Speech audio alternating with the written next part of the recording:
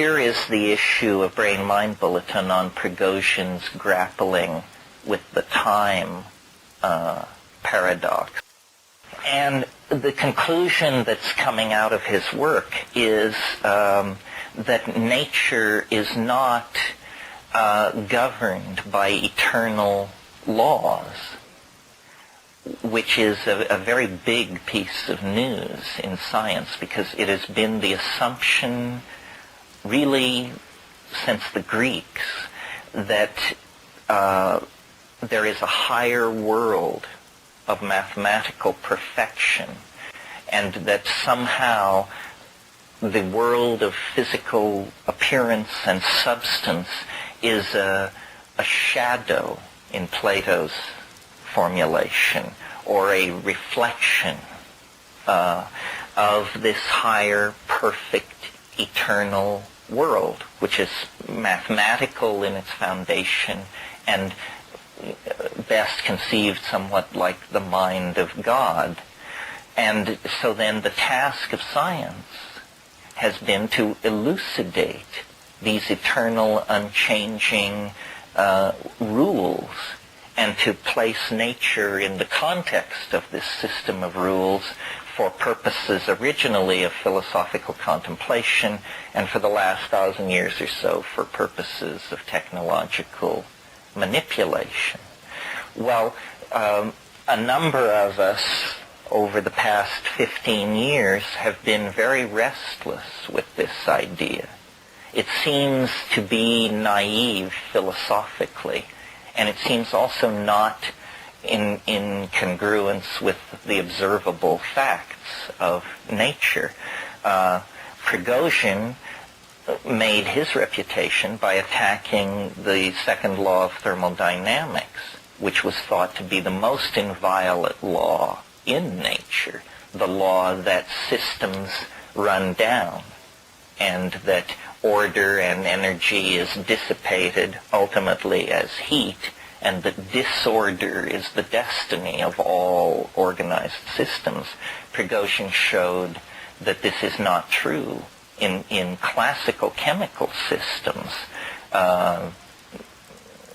he established what is called the principle of order through fluctuation, which is a situation where, for reasons not immediately apprehendable in classical chemical dynamics, a system will spontaneously mutate to a higher state of order. And we're not talking biological or social systems. We're talking just simple organic systems, chemical systems, I mean. Life is a very, very dramatic example of what Prigozhin was talking about.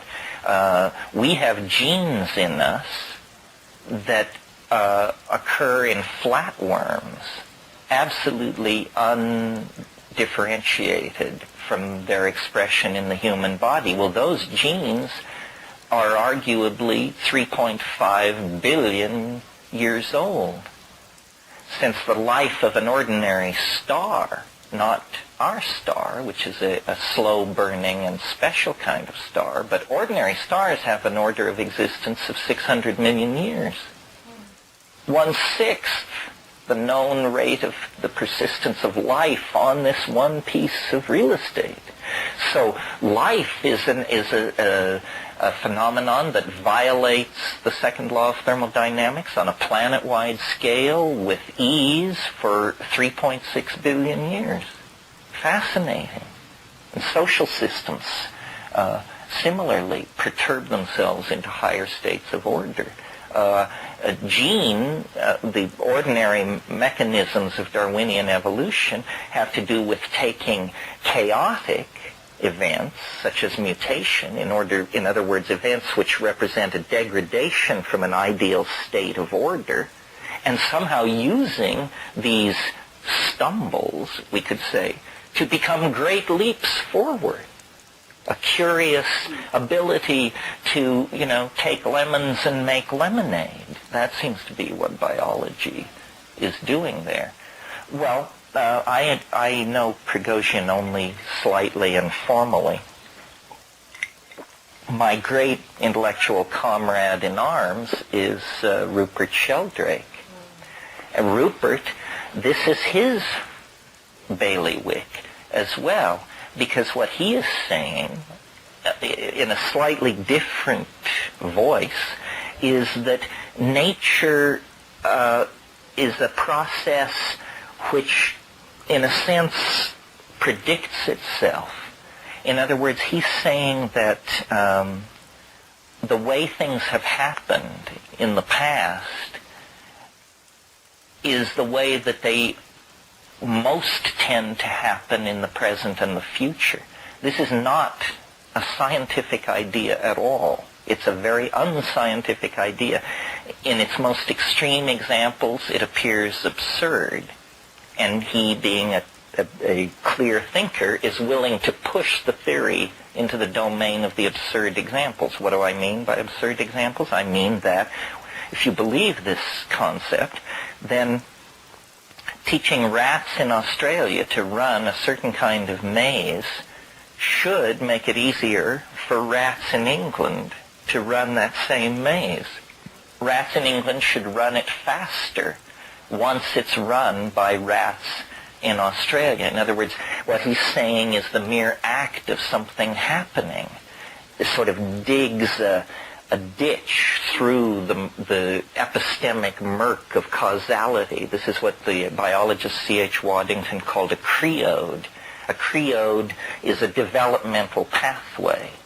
And once you have one, a process will tend to run in that pathway rather than on one side of it or on the other. And so what Rupert's theory carries as an implication is what Prigozhin now proclaims, which is that what we thought were eternal natural laws are simply something more like habits of nature, and that nature begins in a highly undetermined state, where the set of possible creodes, that word which means developmental pathway, the set of possible creodes radiating out from the origin point approaches some enormous high number. But things must undergo the formality of actually occurring. Whitehead's phrase. Things must undergo the formality of actually occurring. So out of these many possible developmental creodes, a path will be chosen. This is called now in physics a symmetry break. And in theory, these symmetry breaks are not determined. They could occur anywhere. Now what I mean by that is a common one is, and don't hold me to the numbers, but I believe the electron is 1,860 times heavier than the proton. No theory can account for this. There is nothing apparently magical about this being 1,800 so forth times heavier than the proton. So it's called a symmetry break. In the original mix of possibilities, the universe just developed. Symmetry, as in tiger, tiger, burning bright in the forest of the night. What immortal hand or eye can frame thy fearful symmetry? That kind of symmetry, or symmetry, as we from the cattle towns of western Colorado say. How does Darwin fit into this as far as the theories of evolution? I mean, are you basically implying that an accidental, chaotic dance is going on in regards to how life is unfolding? There is no rhythm, there is no reason, there is no rhyme to the unfoldment of evolution as we know it? Well, certainly that was Darwin's idea. It's not necessarily mine. See, since the 19th century to the 20th century, the word chaos has actually changed. In the 19th century, chaos meant disorder. And the gene, in a sense, you could almost say that Darwin was the first chaos theorist, because they discovered, the people, Darwin and his school, that you could take two processes which are both random and that by running these two random processes together, you could attain striking examples of order and symmetry and beauty. And to them, this proved that God is not necessary. They said, look, no God, nothing, no God up the sleeve. Just here is random mutation. No mystery here. Here is natural selection. No mystery here. I shuffle the deck together, and here I get peacocks, harlequin beetles, gray whales, and human beings. And no God necessary. But and we've talked about this a lot, so I don't want to spend too much time on it, what they were obsessed by in the 19th century was the elimination of purpose, which goes to your question.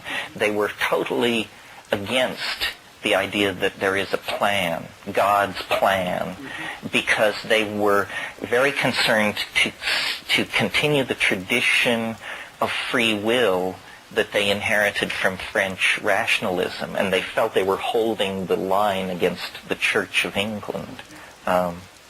In a way, this brings me to what I wanted to talk about today, which was, there are many paths into this, but about the paradigm shift. And we've talked now for a few minutes about natural law versus the idea that the universe is some kind of evolving organism. And I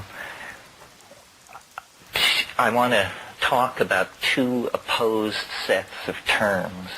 The old paradigm and what it implied and how it worked, and the new paradigm and how it's different and what it implies and how it works. Because I think we're getting close to pay dirt on this great change of consciousness thing that everybody is waiting to have happen, that enough data is accumulating, enough global web weaving is happening, that we're close to criticality on having the new paradigm emerge. Perhaps Prigozhin's little announcement is the beginning of that. But here are the terms. First of all,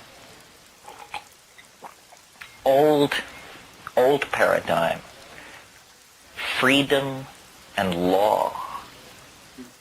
This is what it's about. Freedom and law. This great opposing and dichotomous set of concepts. First, the laws of nature, eternal, Platonic, suspended in some philosophical superspace, beyond argument, beyond contradiction. And then the mystery of freedom, that man is free and therefore responsible and therefore somehow bears a measure of guilt for the historical predicament.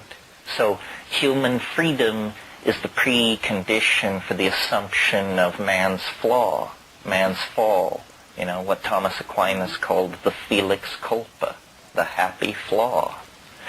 And these ideas of law and freedom have been worked out since the late 17th century, when, after the Cromwellian Revolution was disposed of, and Newton published the Principia in England, people like John Locke and Hume and Thomas Hobbes and began to work out the social implications of all this, while Newton and Leibniz and other people on the continent, Fibonacci and so forth, worked out the implications of the law part of it and created science as we know it, practice it, love it, hate it today. Okay, now the new paradigm and the meaning, I guess we should talk for a minute about what a paradigm is. A paradigm is a lens through which you see the world, and everything is transformed when you look through this lens. Your food, your religion, your sexuality, your science, your economics, everything is transformed. And for 500 years, let's say, we have looked at the world through the lens of freedom and law. And our whole social dialogue has been, how can we have as much freedom as possible, and law, and what is law, and what is freedom, and this is what the dialogue has been about since the Renaissance. Habit and novelty are the new, or what I would propose as the two concepts that are rising out of a synthesis of 20th century experience as the new defining terms of a universal paradigm. And first I want to talk about habit, because I've already sort of anticipated that by talking about Sheldrake and Prigogine, saying, you see, if you are, and believe me, it's not easy for me to give up my Platonism. I mean, I am to this day highly Platonic, but I don't think we can just be Platonists. There's been some development since 530 BC. Take a look at Alfred North Whitehead. The problem is the eternality of the ideas and their the supraordinary ontos of their existence, as a philosopher would say. In other words, that they are nowhere to be found in what we call the world. They are like with God, or with the square root of -1, or something like that. So habit, rather than law, has the curious effect of invigorating the universe and making it not something static, like a piece of furniture, or as Newton imagined it, a divine clock, a machine built by God and then set going to the last tick of eternity. But if habit is to replace law, then the universe is more like an organism. It's more like a creature. It learns. It gains experience. As it matures, it changes its strategy.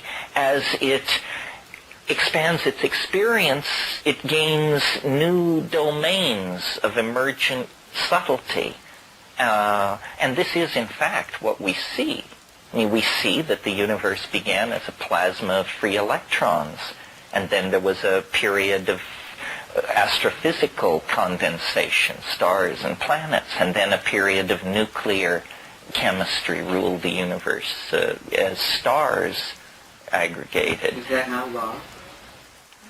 Well, the point I'm making, see, is that it progressed from one phenomenon to another. It didn't remain static. Apparently, each episode of becoming, rather than stabilizing itself like a machine would, it actually becomes the foundation for some completely new phenomena. And that's what you call habit?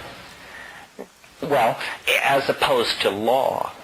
See, I think law allows freedom, because freedom means you go outside of law, but law doesn't allow novelty exactly. That's a slightly different concept. So if you take seriously this idea that the concept of law can be replaced by the idea of habit, then suddenly you're not in a Newtonian machine, a soulless cuckoo clock of natural laws. What you're inside is an organism. And since you are an organism, there is suddenly an enormous dimension for empathy. You can understand then, I feel, I strive, I know hope and disappointment, and I can therefore transfer these qualities to the dynamic of the world around me. And this is very important. Again, recall that what we're talking about is why one paradigm replaces another. This is very important for us as a species to get in contact with what we've done to the planet. If the planet is a thing, you can basically use it. If it's an organism, then you must relate to it the way you would relate, to to another person, or at least to a fine animal or something like that. Can I ask a question? How would you suggest I would go from a law, looking through the paradigm of law into the paradigm of habit, and how I'm seeing and experiencing the world? What would you suggest in my perceptual approach to the world around me? Okay, well, that's next. Okay. And this is probably the most controversial part of all this. It was very important when this when this freedom and law dichotomy was set up. Every paradigm has a hidden or secret agenda. And what lies behind this freedom and law thing is Christian ethics. It's very important in Christian ethics, other than some fairly minor and screwball variants, to maintain the idea of human freedom. Because man cannot fall and be redeemed without the dimension of human freedom. And the dimension of human freedom is a precondition for guilt. Only the free can be guilty, because only the free are responsible for what they do.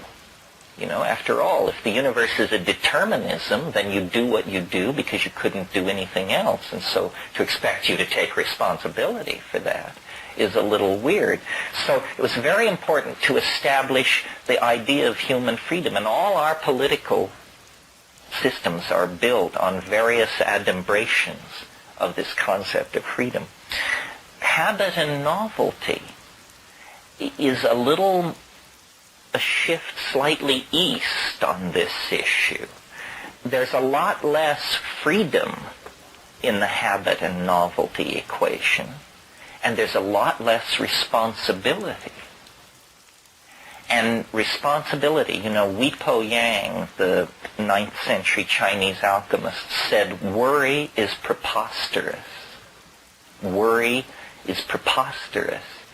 And then the exegesis explains that in order to worry, you have to know what's going on. If you don't know what's going on, worry is an absurd. It's like someone who knows nothing about automobiles worrying that their car may break down. It's immaterial. So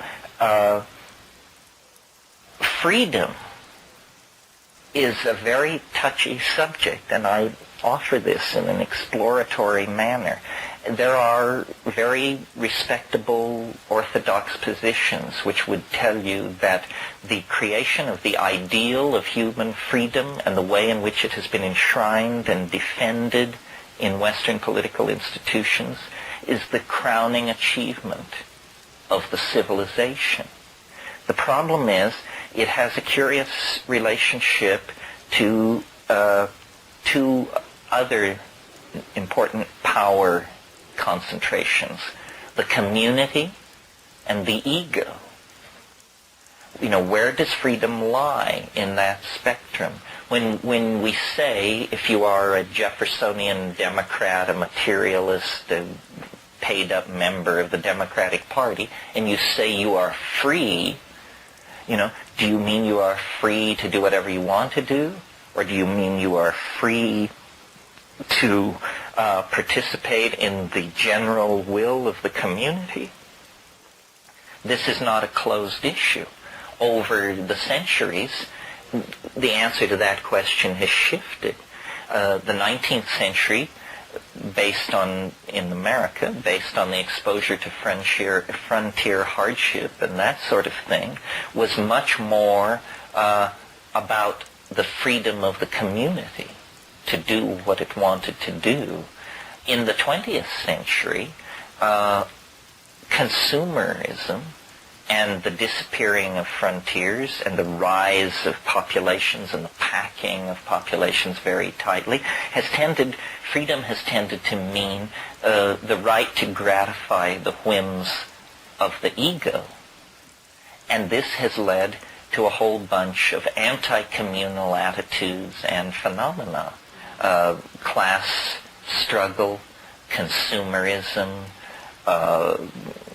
manufacture of useless and soon-to-be obsolete objects, people trapped in a rat race of media-propagated needs and low salary and, the rat race. So the thing from the very beginning that has always puzzled me when people talk about the future was there's a general agreement that it's going to be more collective. That, we talk in terms of the internet, we talk in terms of boundary dissolution, community, and yet the great metaphor for collectivism is now in ruins, Marxism. I mean, it's finished. And so there is no countervailing force to this freedom and law image at the moment. But I think that when community coalesces around the felt need to express community values, then the paradigm shift will be very close to happening. Now, when will that happen? Things will have to get a lot worse. Because you see, the paradox is that the people who can change the world, people like you and me, the upper 5% of the literate elites of the industrial democracies, we're the furthest away from the bad news. We're getting 3 squares and having a fine time. So somehow there has to be a sense of danger or impending chaos. And then we will, I hope, organize ourselves to get out of it. So are you saying the organism is reaching a point of transformation that will be very painful for many and not so painful for few? Or painful for all? Well, I guess that leads to the subject of change. Change is in and of itself neither painful nor pleasurable. But, the Bob Dylan song that says, when you got nothing to lose. Well, a lot of people have nothing, and a few people have something. And I think it wouldn't hurt for everybody to lighten their ballast a little bit to float higher. So these ideas have a lot of implications. A paradigm touches everything, and it begins very deeply. But I think that my, fractal mathematics, chaos theory, complexity theory, my own stuff with the time wave, all of this is going to, in a sense, erase much of the mystery about the future. That the future is in a freedom and law system necessarily unknowable. Because if you knew the future, then this idea of freedom would fall under a shadow. But if you replace freedom with the idea of novelty, and see then that no matter how unique a situation is, it was somehow preceded, announced, anticipated by earlier situations, then the anxiety that is built in to the freedom and law formulation disappears. Because you see, with the acceptance of this idea of freedom comes the acceptance of an unknown future, when in fact a great deal of the future can be triangulated and known even with old-style mathematical and cognitive techniques. And when you toss in the new stuff, then we indeed have headlights on our vehicles, and it does throw a high beam into the future. So, novelty is that as well? Well, novelty replaces freedom in that freedom is this idea that anything is possible and that you create it. And novelty is the idea that sometimes interesting things are possible and you are more like the gifted recipient.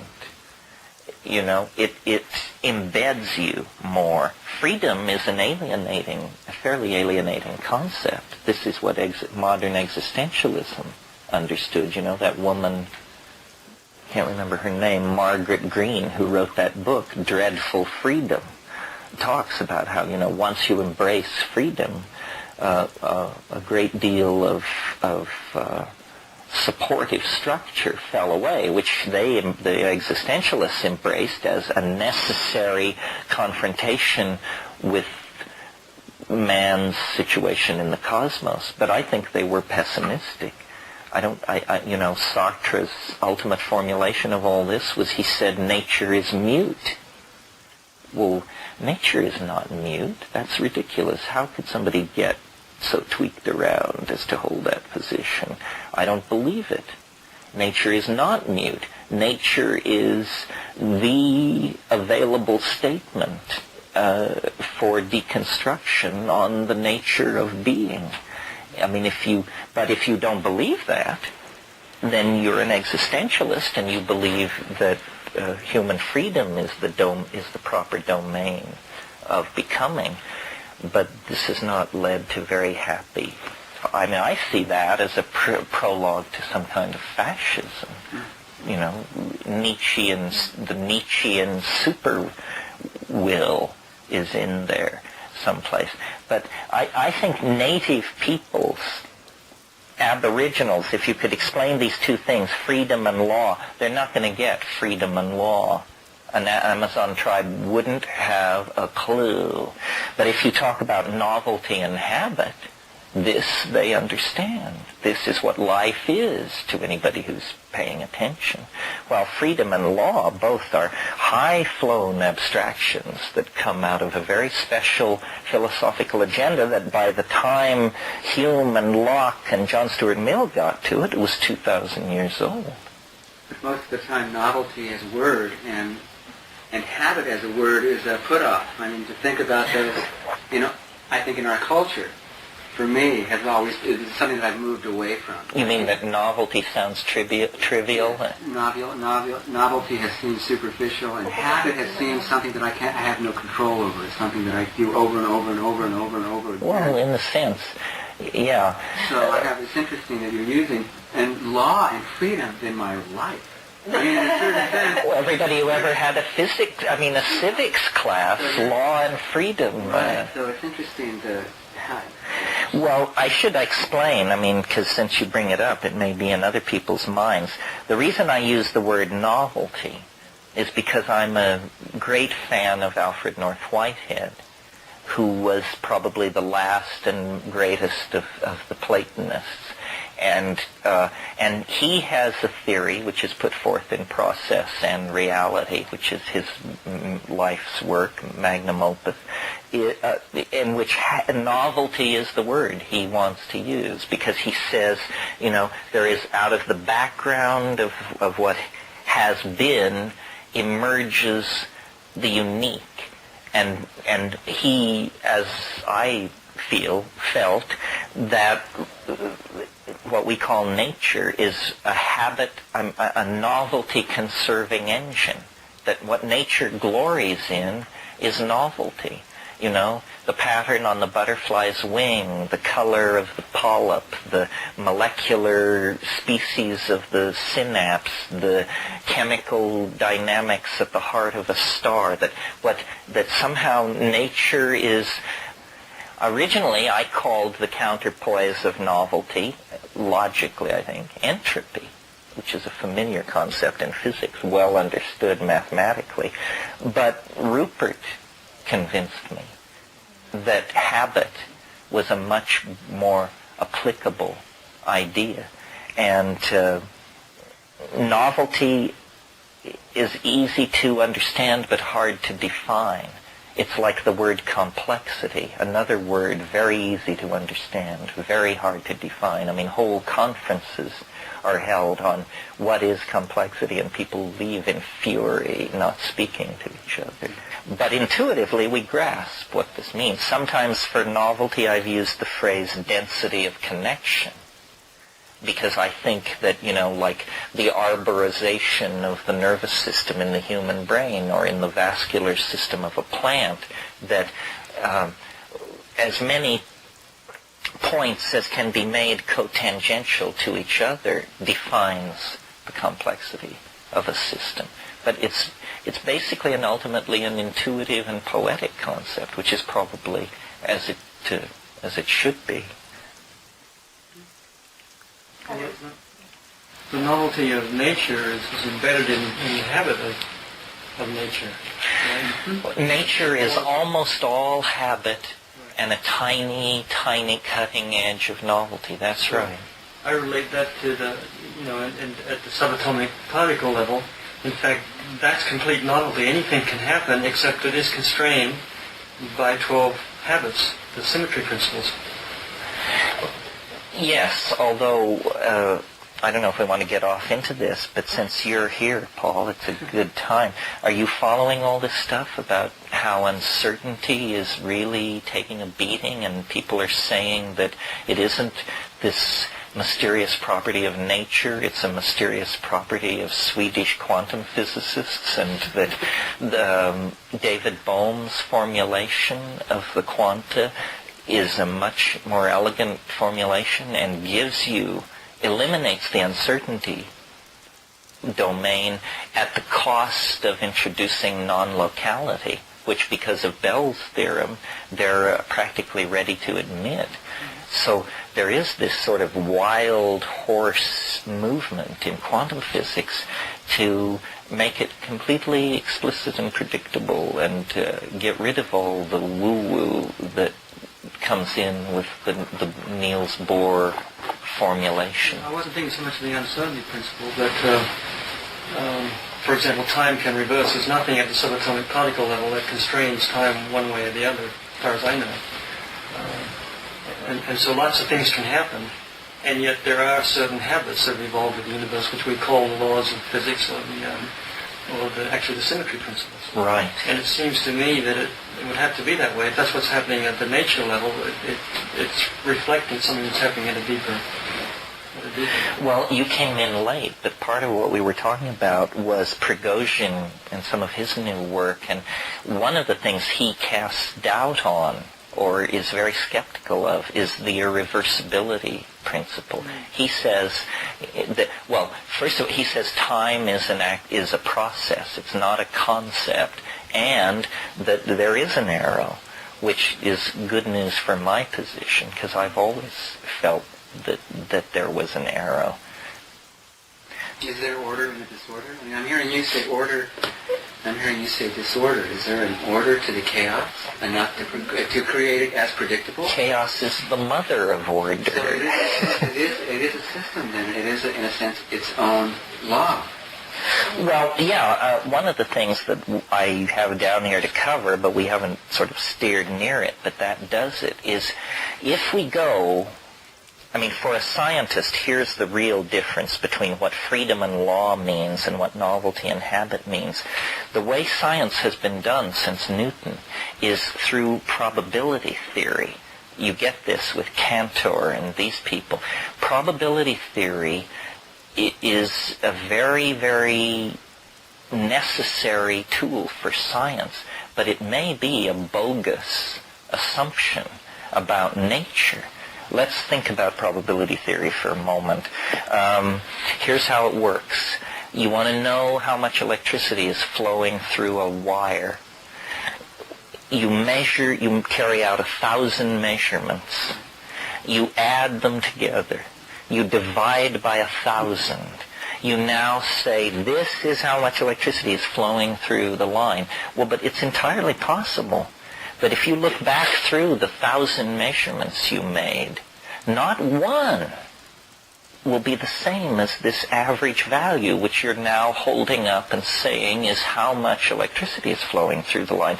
Not one of your measurements confirms your final conclusion. But people say, well, but, induction and accumulation of sample and averaging. Averaging is what's going on here at the center. And the key to using averaging with intellectual effectiveness is you're making an assumption that's very deep. And the assumption you're making is that time is invariant. Well, that is simply an assumption. It is the centrally untested assumption of science over the past 500 years. Now, let's take something really important. I'm making with you to say that this is the amount of electricity that's flowing through at this particular point in time. Well, but the whole notion of science is not that we attain states of intellectual consensus, but that we have a true reflection of the phenomenon. So then here's a case where this becomes more important: the speed of light. The speed of light in the general and special theory of relativity is specified to be a constant. So, since 1908, the speed of light has been measured on this one planet with various devices. Not once has any device ever gotten a value exactly congruent with any other device. Never. Well, so then they rush forward, very flustered that you would even mention this embarrassment. And they say, well, you don't understand. It's the limit of the instrumentality. Well, but wait a minute. This is just a phrase some weasel lawyer scientist put together to explain why they weren't getting the right value. Because they're saying, okay, we're measuring the speed of light. Now, we're within 30 meters per second of where it was yesterday. Or this measurement is only off by 20 meters per second, 1 part in billions. But the point is, you're not getting the same measurement that you got yesterday. And so why are you saying that the speed of light is constant? Well, because the entire theory of relativity falls to pieces if you ever yield on that principle. And so then a person who was trying to do what in science is called save the phenomenon would say, well, let's plot the speed of light and see how much it's varying. Well, now, if it is in fact what is called the limit of the instrumentality that is causing this problem, then do we all agree that the values should cluster around a mean? In other words, this guy is 30 meters too fast. This guy in Australia, he gets 30 meters too slow. This person is 70 meters too fast. Right? The values would cluster. Right. But what do we actually see when we examine these variations in the speed of light? We see that from 1908 until 1975, and I'll explain why, 1975, from 1908 to 1975, the speed of light has apparently slightly increased. The values are not staying constant. They're drifting slightly upward. Well, we are on one tiny planet in one very narrow slice of time, and yet we, having measured the speed of light to be sliding slowly toward faster and faster, have created a physics based on the assumption that it's a universal constant and never changes. Weird. Completely in contravention to the stated methods of science. Well, then what happens in 1972? They hold a conference in Geneva, and everybody lays their cards out on the table, and they say, look, this is just a pain, this whole business about the speed of light. From now on, the International Geophysical Union will define the speed of light. And nobody should go and measure it. Don't do that. If you want to know the speed of light, flip open your handbook of physical constants, and we, the International Physical Union, have decreed that this is the speed of light. Weird. And, we could go on with similar examples. Melting points. When a compound is created or isolated from nature that has never been created before, one of the first things you do with it is you, as a physical chemist, you determine its melting point. This then goes into a handbook that's published around the world of melting points. Well, the apparatus for doing melting point measurements hasn't changed greatly in 100 years. Melting points for certain compounds have fluctuated 3 degrees centigrade. We're not talking thousandths of a degree here. We're talking about all over the map kind of stuff. Rupert studied this. got a complete set of the 20th century's published melting points. And, what is chromium dioxide? What did it melt at in 1934? What did it melt at in 1958? And looked at this, made charts showing many melting points rising with the measurements over time, took it to the editors of the publishing house that is in charge of all this. They were amazed. They hadn't a clue. It's a complete bafflement, unless you believe, that these things are wavering, and that everything is less, not subject to eternal laws. Yeah. It's interesting that you said that the speed of light is accelerating, that these are all going up. I mean, everything seems to be increasing, as does novelty in your terms, as we go towards this time. Yeah, I mean, it's slight, but very suggestive. And when you think about it, if you really believe in eternal laws of nature, then you just have a philosophical mess on your hands. I mean, eternal laws of nature. The universe... the universe is a finite thing. It burst into existence X billion years ago. Where are you going to say the laws of nature were before the universe existed? And don't forget, we're not only talking about laws of physics. That's one thing. What about the laws of gene segregation? Where were they before biology existed? What kind of a question is that to even ask? Clearly we're in a sort of a loop here of ignorance. It's ignorance that generates questions that have no meaning, And so the universe is a thing where habit constrains, but novelty overcomes that constraint. And once overcome, new levels of novelty become incorporated into the old set of constraints. I mean, like, for instance, take Manhattan. Manhattan is an incredibly novel addition to the geography of southern New York. And yet, once in place, it has its rules. You don't break them. If you break the rules, you'll be run over by a city bus or mugged or something. So novelty establishes new domains of constraint. And then out of that constraint, new novelty emerges. And this is a principle which I believe, thanks to Prigozhin and others, reaches all the way across the domain of phenomena. I mean, we're not just simply talking about what goes on in biology. We're talking about what goes on in astrophysics, biology, cultural anthropology, sociology. These principles are universal. And this is something new. This is something new in the 20th century. And it's been a hard battle. I mean, the theory of evolution is essentially a theory which is an effort to account for the large numbers of diverse plants and animals on the planet. Darwin in his diaries referred to what he was doing as searching for a solution to the species problem. It was not thought to have anything to do with sociology or geology.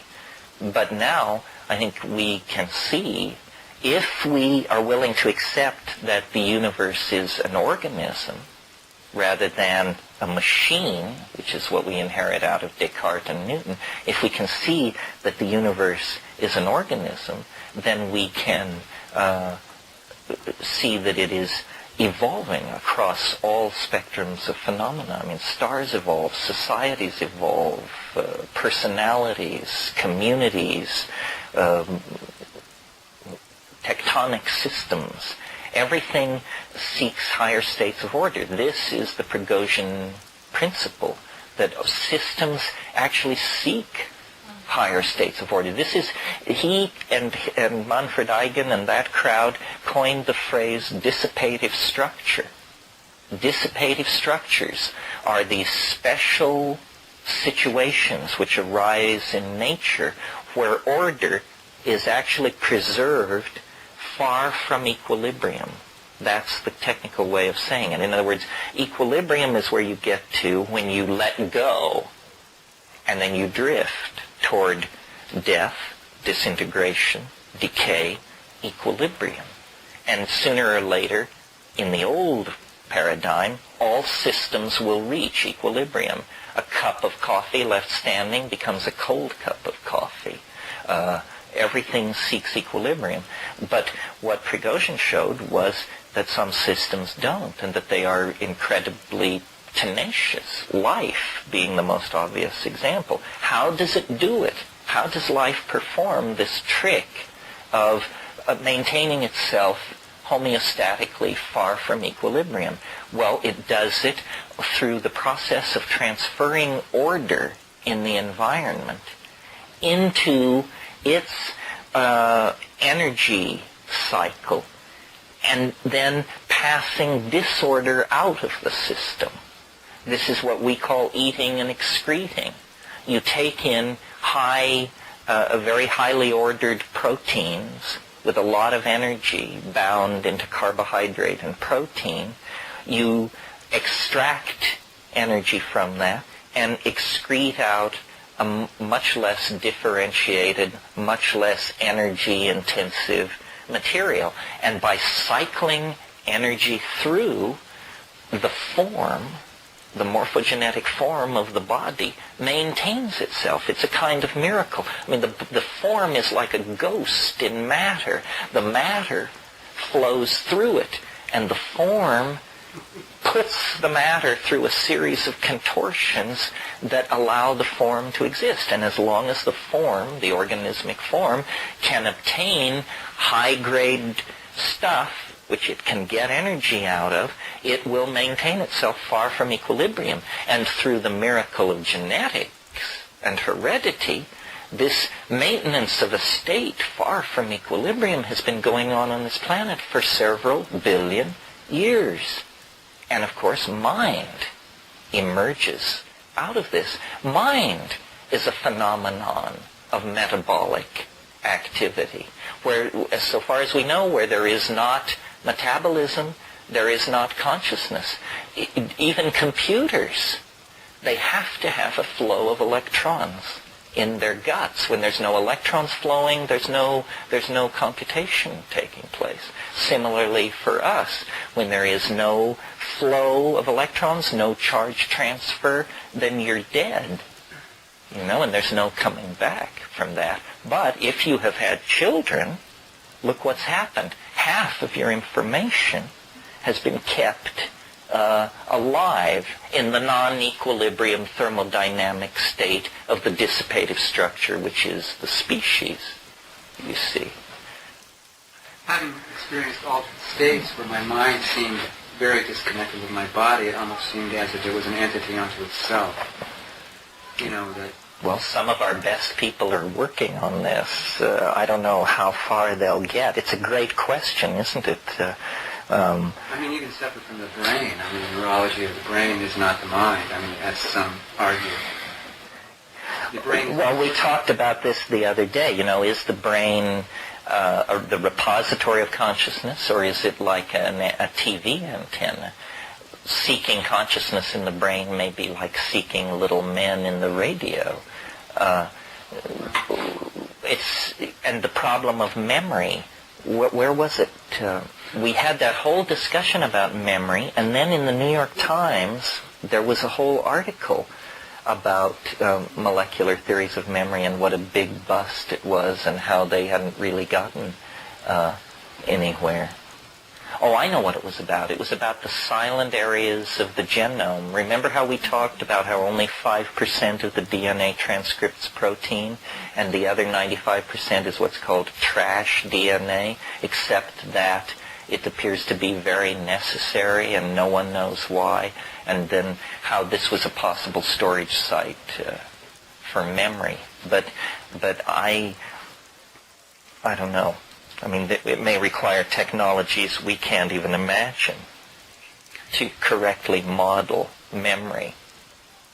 They're now talking about what are called terabyte storage modules, which would be crystals basically read by the intersection of very, very fine laser beams, that when they could intersect at any of a very large number of points in this terabyte cube, and each of these possible points is a 0 or a 1.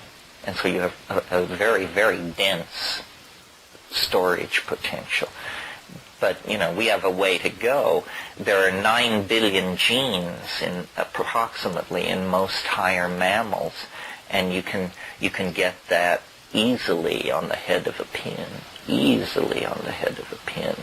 So nature as model for nanotechnological storage of information, we still have a way to go with all of that.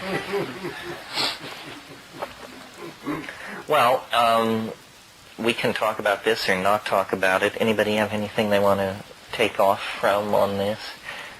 It's a big subject. It's nebulous. The paradigm changes everything, you see. And the paradigms now come out of science. How we view nature determines how we view ourselves, how we plan our societies, and how we relate to the past. What you said about trios seems like habit trios, that kind of falling into this rut and just continuing to channel along through it is the process that we've been basically going through. And as new ideas are spawned, new things, little pieces of novelty erupt along the path, we can find new ways to jump out of our tracks and join in with other tracks and perhaps create new habit patterns for others to form on. And I'm fascinated by it. I'm fascinated by the feeling of it, the energy I got from what you were saying, and the sense that it's really just a matter of continually bringing out new ideas that's going to change us or transition us, rather what, like Sheldrake talked about, once you've gone the maze, once you run the maze, everybody else is going to run the maze that much better. So each idea that you spawn, each idea that somebody spawns, is actually helping to make it so that it's going to continue to happen that much more. Yeah, well, we've talked here, not this year, but last year, about memes. You know what memes are? Memes are the smallest units of a concept. And they're like genes. The word is deliberately constructed to rhyme with gene.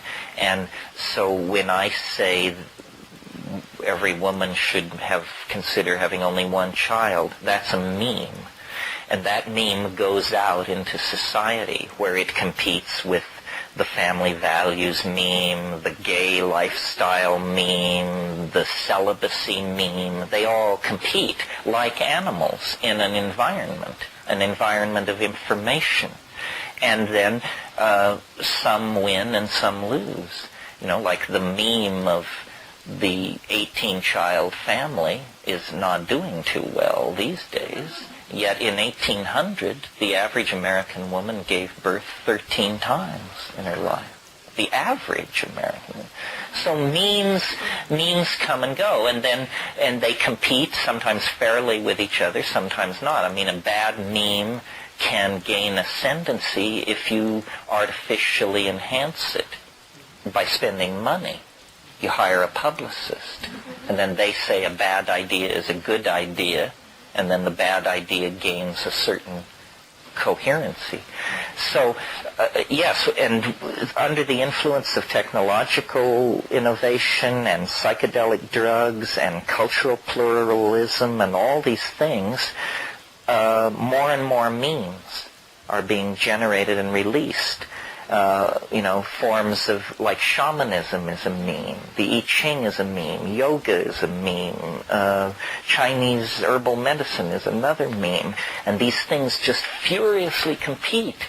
And the ones with the most effective memes, whatever that means, always this mystery, the survival of the fittest, and then whoever survives you call the fittest.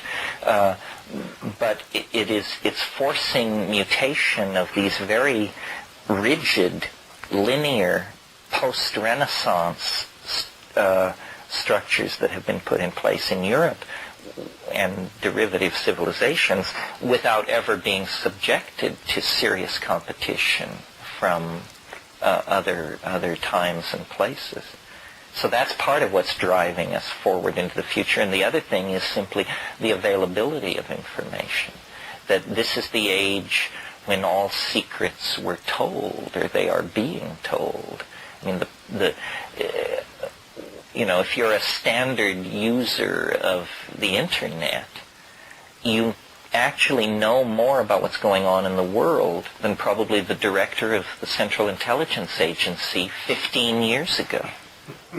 15 years ago, that guy, he had the secret reports, the agents in the field, what do they call them, the national projections on every country and so forth. Well, now you have all that, and the democratization of information is a very interesting phenomenon. And it tends, I think, to replace freedom and law with novelty and habit.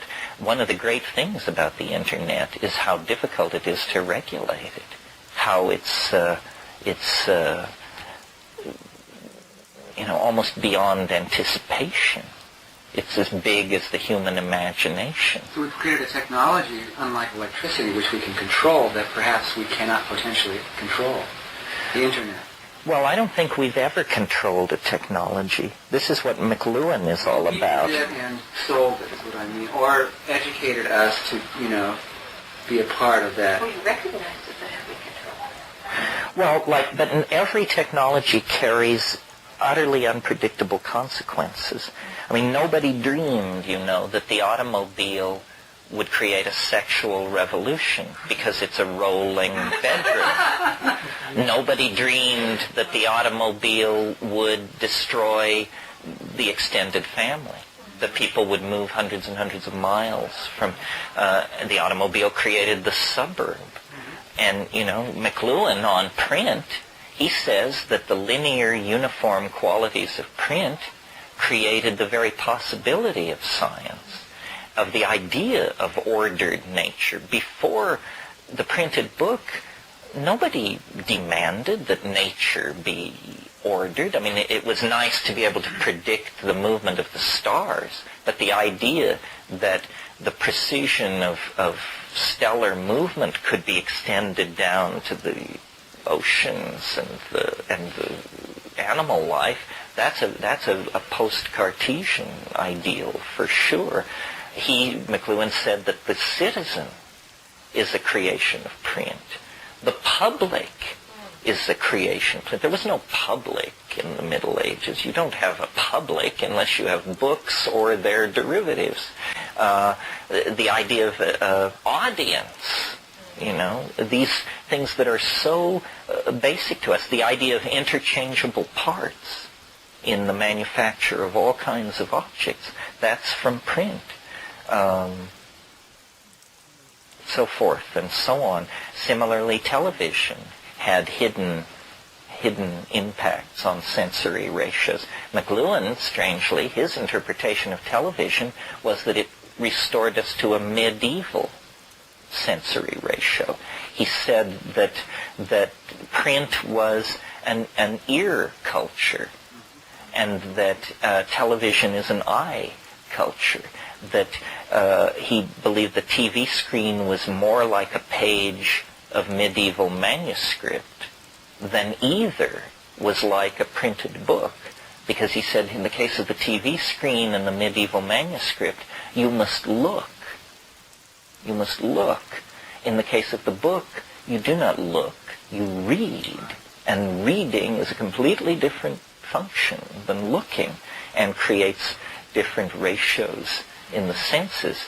The emergence of the laws of perspective in the late in the 1460s must have burst over the consciousness of European humanity like a paradigm change. When they first began doing perspective, they manufactured for the art schools in Italy these things called perspectographs that would project a recessional grid onto a canvas so people could learn how to do it. Well, we do it absolutely unconsciously. I mean, for us, the laws of perspective are a fact of nature, and yet they were discovered by an advanced group of thinkers less than 500 years ago. That's odd. What do you mean by you mean the laws of perspective, like the things farthest away from you appear smaller? Right, that was the breakthrough. So he said, gee, I never noticed that quite before. You're right. And, someone like Piaget has studied this phenomenon and in the development of the drawing styles of young children, and believes then that a child essentially, in the spirit of the old saw that ontogeny recapitulates phylogeny, the child develops through these cultural phases, from the iconic hieroglyphic to the flattened, I can't remember the art historical term, and then, lo and behold, the perspective locks in, and the child can see. Is that to say that kids who draw in the before they realize about perspective are not seeing perspective? That's the assumption.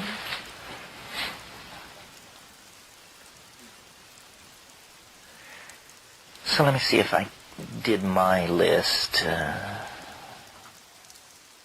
didn't say transcending the calculus, but it's down here, but I think we've flayed the history of mathematics enough. Well, yeah. It's interesting how theology is going to show up in all this mix, because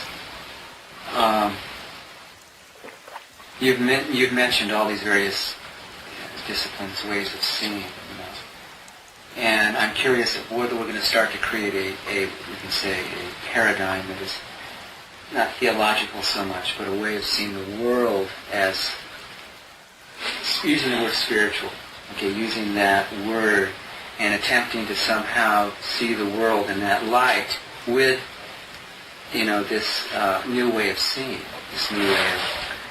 I'm curious how that will translate itself. The freedom and law bit, the God of that universe is the blind watchmaker, who made the universe, who set it going, and who went to Idaho or something. The God of the habit and novelty world is Gaian. Everything is pictured organismically. Everything is pictured as subsets, fractal subsets of other things. And I think that Gaian goddess will empower feeling that the blind watchmaker doesn't. I mean, the only hope in Christianity, and it's a kind of a footnote, is that the blind watchmaker will someday return or send a representative, and then that'll be good. But in the meantime, you are just shit out of luck. You have to sort it out on your own, The Gaian thing is more congruent with the way agricultural and aboriginal peoples all over the world have always imaged nature. It's a curious thing, the Western commitment to abstraction. It's a unique cultural set. If you are at all familiar with the Maya civilization, they achieved great things in mathematics and in technical understanding of city planning and coordination of large-scale tasks and this sort of thing. But they never left the woods in a certain sense. Their buildings are adorned with floral ornament. They remained shamans through the high classic. They remained bound by huge public ritual and spectacle and this sort of thing. And Western civilization, this freedom thing, and then this God who went away and abandoned us, the blind watchmaker, this all set us up for an entirely different kind of cultural style. And I don't judge it. I mean, I think the accomplishments of Western civilization stagger the mind, but they are like, it's like a mad child. You know, the toys created by the mad child of Western civilization should clearly be turned over to Mum for checkout and application, because left in the service of the childish worldview of Western civilization, these things are just tools for polluting the environment, decimating the cities of your enemies, so forth and so on. I mean, So you've outgrown the technologies that have so well served us. yeah, I think it's very clear that technology has become a demon, that probably the moment is, when the first atomic pile was lit. And certainly at Alamogordo, I mean, Fermi was appalled. He said, this is a dark moment for the human race. In spite of the fact that it meant the end of fascism and all that, on a scale of 100, 1,000 years, it meant the genie was out of the bottle. Never again would human beings live without the power to wreck the planet. Well, so that's enough of that. Anybody want to say anything, or shall we pack it in here today? You can turn it any way you like, but I think it's interesting because there's been a lot of talk over the years about the new paradigm, and there have been small paradigms which have claimed to be it, and old wine in new bottles that's claimed to be it. But it's going to come from a re-examination of time and the whole idea of temporal invariance and of mathematical modeling of nature through the techniques derivative of the calculus. It isn't going to be that way anymore. What these fractal and chaos theory and complexity theory models represent is the first steps beyond the objects of Greek mathematics in 2,500 years.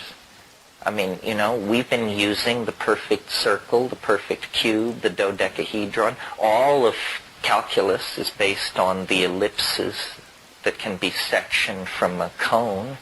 And now suddenly, entirely new strides. And it's a huge revolution. I mean, it's very hard to get it all in focus, what this all means. We were very fortunate to live through an age of enormous reappraisal. All right, thank you. Yeah, you want to say something? Actually, I was sitting where David was sitting the other day, and we talked a little bit afterwards. I don't know whether he's had a chance to talk with you. David Gelman? Yeah. No, we haven't talked. Well, he brought up something about the shaman, the artist, the magician, the sense of the other ways to accomplish some of the same goals, perhaps that science is going towards, and obviously the roots seem to be converging more, I think, than diverging. And I was just curious, at the time when he talked to you, or brought up the question, you sort of talked on it a little bit, but it changed when we spoke afterwards. He said, I wanted to talk more. I was hoping we'd get back into the thing. About shamanism and art and magic? Yeah, the sense of what I guess the goals and the way they come through. And I know you think on more than just the level of science.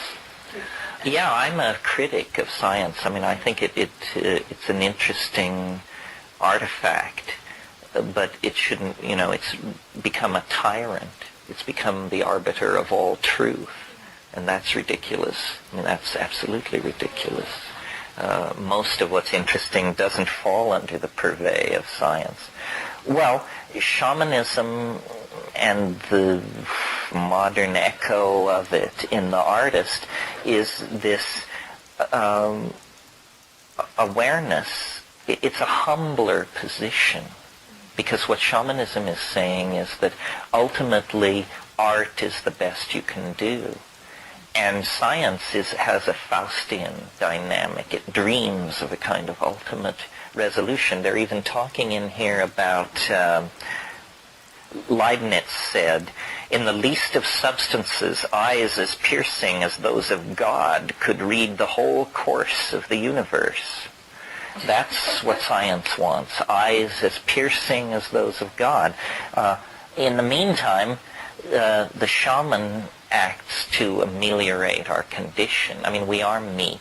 We are suspended between, that vagina and grave. It's all up for grabs. Humor is an admission of ignorance. Ignorance is the precondition for knowledge. Magic, and in a sense, to take it to a deeper level, magic is a deeper perception than science, because science believes that the world is truly there. It is naive in its empiricism. Magic knows that the world is made of language, that the world is a construct of forceful imagination. And, the people who don't know this are walking around inside the realities created by the people who do. The Madison Avenue understands this. Government propaganda agencies fully understand this. And to the degree that you empower yourself, you will become more and more a dweller in linguistic constructs of your own making. This is what I meant. This is a good closure. This is what I meant by do not watch, do not consume. In other words, do not lease other people's linguistic structures and live in them. Build your own virtual worlds. Build your own values and your own house of mirrors. And then, you are on equal footing.